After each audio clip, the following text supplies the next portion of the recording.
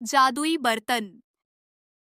अरे बेटा अर्जुन, देखो ध्यान से जाना और वहाँ पहुँचते ही हमें कॉल कर देना।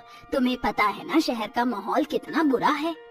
अरे माँ, आप चिंता क्यों करती हो? मैं शहर किस लिए जा रहा हूँ? इसलिए ताकि मैं अच्छे से कमाऊं और आपको अच्छी जिंदगी दे सकूं। तभी अर्जुन अपनी पत्नी अंजनी से कहता है, देखो अंजनी, मेरे लौटने तक मेरी माँ और मेरे बेटे सूरज का अच्छे से ख्याल रखना, क्योंकि अब तुम ही हो जो मेरी माँ और मेरे बेटे का अच्छे से ख्याल रख सकते हो। और चिंता करने की कोई बात नहीं है, वहाँ पहुँचकर मैं अगले महीने ही तुम्हें घर खर्च के लिए पैसे भिजवा दूंगा। अजी ये सब तो ठीक है, लेकिन रोजाना मुझसे और अपने बेटे और अपनी माँ से बात करना मत भूलना। कहीं शहर जाकर आप हम सभी को भूल जाओ। अरे तुम सब मेरा परिवार हो, मैं तुम्हें कैसे भूल सकता हूँ। चलो अब मैं निकलता हूँ, मेरी ट्रेन आ चुकी है। अर्जुन ट्रेन में चढ़ जाता है, जिसके बाद अंजनी और उसकी माँ सावित्री उसे देखते ही रह जाते हैं। कुछ देर में अंजनी और सावित्री वापस अपने घर लौट आते हैं। अगले दिन अर्जुन शहर पहुंचकर अपनी पत्नी अंजनी को कॉल करता है, देखो मैं यहाँ सही सलामत पहुंच गया हूँ और बहुत अच्छा घर भी है, सब कुछ बढ़िया है। कल से मैं नौकरी पर जाऊंगा, तो मेरी माँ का अच्छे से ख्याल रखना। हाँ हाँ, आपको चिंता करने की कोई जरूरत नहीं है, आप बस काम पर ध्यान दीजिए। ऐसे ही देखते कुछ दिन बीत जाते हैं और एक दिन सावित्री अपने घर में टीवी के अंदर एक न्यूज देखती है। आज के मुख्य समाचार, भोपालपुर के अंदर एक लक्ष्मी नारायण की बिल्डिंग आज सुबह भूकंप के चलते पूरी तहस नहस हो गई। बिल्डिंग के गिरने की वजह से जितने भी लोगों की मृत्यु हुई है उन सभी की लिस्ट यहाँ पर मौजूद है। आप सभी से निवेदन है कि अपने जानकार और अपने की डेड बॉडी हॉस्पिटल से लेकर चले जाएं। सावित्री टीवी पर न्यूज देख ही रही होती है कि तभी वहाँ पर अंजनी आ जाती है। उसके हाथों में पूजा की थाली होती है।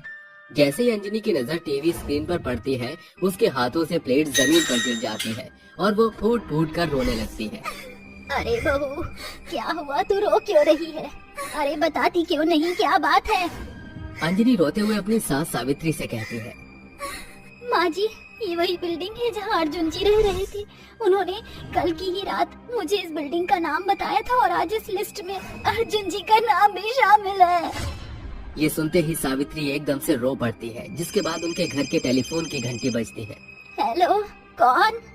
देखिए, मैं भोपालपुर के हॉस्पिटल से बात कर रही हूँ। ये कहते हुए मुझे बहुत दुख हो रहा है। एक दुर्घटना के दौरान आपके बेटे की मृत्यु हो गई है। डेड बॉडी हॉस्पिटल से ले जाइए। ये सुनते ही सावित्री के पैरों तले जमीन खिसक जाती है, जिसके बाद उसे कुछ समझ नहीं आता और वो बहुत बुरी तरह रोने लगती है। दोनों सास बहू ट्रेन पकड़कर तुरंत भोपालपुर पहुंच जाती हैं। दोनों अर्जुन का अंतिम संस्कार कर देती हैं, जिसके बाद दोनों सास बहू वापस अपने गांव आ जाती हैं। माँ जी, अब हमारा क्या होगा? अब तो अर्जुन जी भी इस दुनिया में नहीं रहे। चिंता मत कर बहू, सब कुछ ठीक हो जाएगा। दोनों सास बहू की दुनिया तहस नहस हो जाती है। देखते ही देखते कुछ ही दिनों में उनके पास पैसों की भी परेशानी होने लगती है, जिसके चलते उन्हें अपना मकान बेचकर किराए के मकान में रहना पड़ता है। ऐसे ही एक दिन अंजनी खाना बना रही थी कि तभी उनके घर का मालिक उनके घर पर आता है। तुम इस मकान में पूरे 4 महीने से रह रही हो, लेकिन 4 महीने से तुमने एक बार भी इस मकान का किराया नहीं दिया है। अब मैं तुम लोगों को और बर्दाश्त नहीं कर सकता, अभी के अभी इस घर से निकल जाओ। हमारे ऊपर इतने अत्याचार मत कीजिए, हमें इस घर से मत निकालिए। हम कुछ न कुछ करके आपका सारा पैसा चुका देंगे। देखो, मैं आखिरी बार कह रहा हूँ, इस घर को खाली करके यहाँ से चले जाओ, वरना अच्छा नहीं होगा।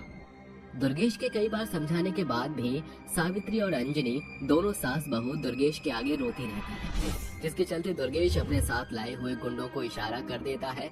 दुर्गेश के गुंडे सावित्री और अंजनी के घर का सारा सामान निकालकर बाहर फेंक देते हैं और उसके बर्तन भी तोड़ देते हैं, जिसके बाद अंजनी और सावित्री दोनों टूटे हुए बर्तन और अपना सामान उठाकर सूरज के साथ एक पेड़ के नीचे जाकर बैठ जाती है। तभी सूरज कहता है, माँ, मुझे बहुत जोर से भूख लगी है, मुझे खाना खाना है माँ। अंजनी के पास जो भी बचा कुचा होता है वो उन टूटे बर्तन में बनाना शुरू कर देती है। जैसे वो सूरज और सावित्री को खाना देती है, तभी उसके पास एक बहुत बुजुर्ग औरत आती है, जो उससे कहती है, मैं कई दिनों से भूखी हूँ, मेरी मदद करो। अंजनी बहुत दयालु होती है। वो अपनी सास और अपने बेटे को खाना खिलाने के बाद जो खाना बचा होता है वो उस बूढ़ी औरत को दे देती है और खुद भूखी रहती है, जिसके बाद वो औरत खाना खा लेती है। खाना खाने के बाद ही वो औरत अचानक से देवी माँ के रूप में बदल जाती है। खुद भूखे रहकर तुमने मेरा पेट भरा, तुम बहुत दयालु हो, मैं तुमसे प्रसन्न हुई। बोलो, तुम्हें मुझसे क्या चाहिए? देवी माँ के साक्षात दर्शन हो गए, इससे ज्यादा हमें और क्या चाहिए?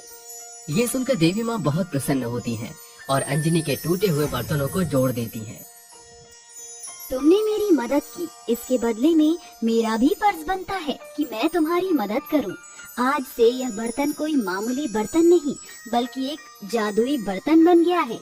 अपना हाथ इस बर्तन पर रखो। अंजनी अपना हाथ उस बर्तन के ऊपर रखती है। अब इस बर्तन के ऊपर से ढक्कन हटाओ। जैसे ही अंजनी बर्तन के ऊपर से अपना हाथ उठाती है, उसके अंदर भरपूर खाना होता है। अरे ये क्या?